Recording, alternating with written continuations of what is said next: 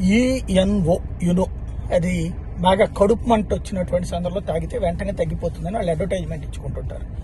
ఈ యునోకి ఇప్పుడు తెలంగాణ ప్రభుత్వం లేదా తెలంగాణ కాంగ్రెస్ పార్టీ ఉచితంగా పబ్లిసిటీ చేసి పెట్టింది. మొత్తం ఫ్లెక్సీలు పెద్ద ఎత్తున యునో తాగండి మీరని చెప్పేసి తెలంగాణ రాష్ట్ర సమితికి సంబంధించినటువంటి నాయకులు పెట్టడం. అంటే ఏదైతే ఇప్పుడు సంక్షేమ పథకాలు ప్రవేశపెట్టారంటే మేము ఇది ప్రవేశపెట్టాం, మేము ఇది ఇచ్చాం, మేము ఇట్లా చేసాం అని సాధారణంగా పాజిటివ్ ప్రచారం చేసుకుంటాం.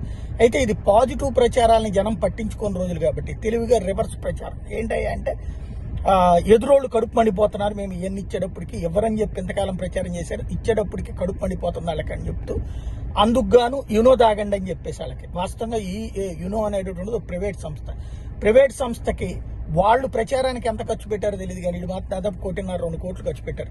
ఆ విధంగా మరి ప్రజాధనాన్ని సద్వినియోగం చేశారో దుర్వినియోగం చేశారో దాని మీద ఇప్పుడు ఎవరైనా కోర్టుకు వెళ్తారో ప్రజా ప్రయోజన వ్యాజ్యం చూడాల్సి ఉంది.